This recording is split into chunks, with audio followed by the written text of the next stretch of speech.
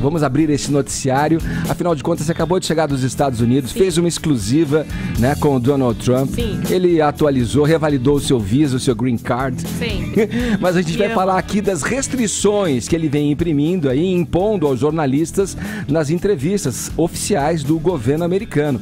Vamos falar sobre isso, Paulinha. A todos os jornalistas, Edgar, e isso basicamente é uma consequência do episódio que aconteceu no começo do mês com Dima Costa, o jornalista da CNN.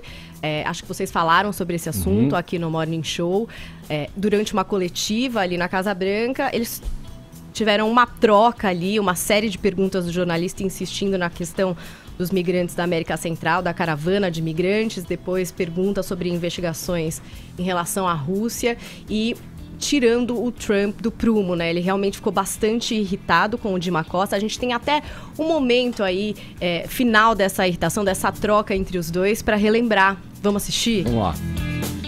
I'm not concerned about anything with the Russian investigation because it's a hoax. That's enough. Put down the mic. Mr. President, are you worried about indictments coming down in this investigation?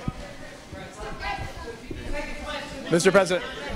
I'll tell you what, CNN should be ashamed of itself having you. Aí ele diz, né, a CNN devia ter vergonha de ter você como representante, você é muito mal educado, enfim, começou realmente uma troca, esse jornalista perdeu a credencial dele, a CNN foi para a justiça, pediu que se devolvesse essa credencial, aí um juiz federal determinou que fosse devolvida aí por um prazo de 14 dias, mas a Casa Branca resolveu devolver de vez a credencial, mas aí explicitar quais são as new rules. A Dua Lipa tem as new rules dos relacionamentos, né? E o Trump tem as new rules para os jornalistas.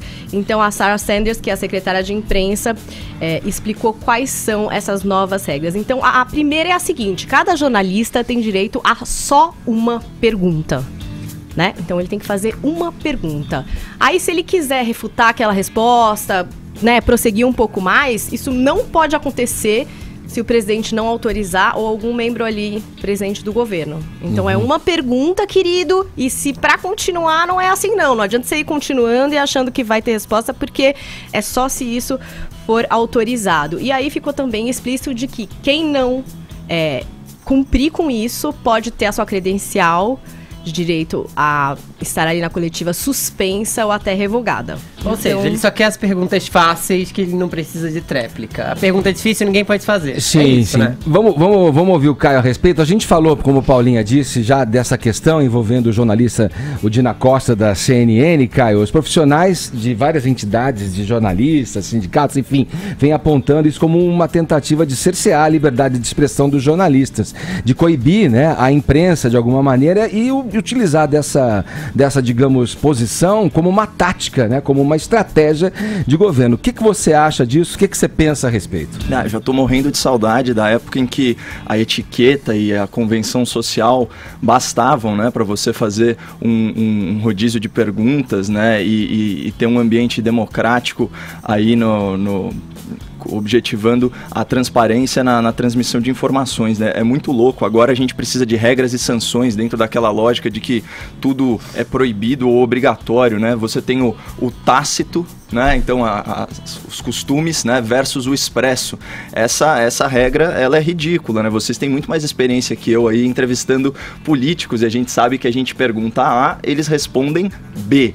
Então você não ter o novo questionamento, né? Ou como se diz em inglês, né? Já que estamos falando do presidente americano, você não fazer o follow-up prejudica muito o esclarecimento. Exatamente. E você tem aquele conceito americano de dig a little deeper, né? De você cavar um pouquinho mais fundo e é aquela história, sem fazer um pouquinho de força, sem um pouquinho de suor, a verdade não emerge. Esse é um ponto, né? Então, essa regra é lamentável, ela fere sim a liberdade de expressão, a liberdade de imprensa, e tem um outro ponto também, que é de novo, para usar outro anglicismo, que é o double standard, né? O padrão duplo, vamos dizer assim, 2 pesos e 2 medidas, que a Casa Branca usa em relação às redes de notícia. É sabido, já foi veiculado, eu falei isso aqui antes, que a CNN chegou sim a veicular fake news, chegou a veicular uma informação errada, a correção sempre ocupa menos espaço do que, obviamente, a notícia falaciosa, mas aqui eu vou tomar liberdade de fazer também uma citação do meu avô, o saudoso Darcy Arruda Miranda, eu cruzei com o Joseval Peixoto, e ele me lembrou dessa frase do vovô, que é a seguinte: o jornalista atua sob o império da urgência. Então, dentro do conceito básico, né, até de empatia, de que errar é humano, muitas vezes você veicula uma informação que é imprecisa, enfim.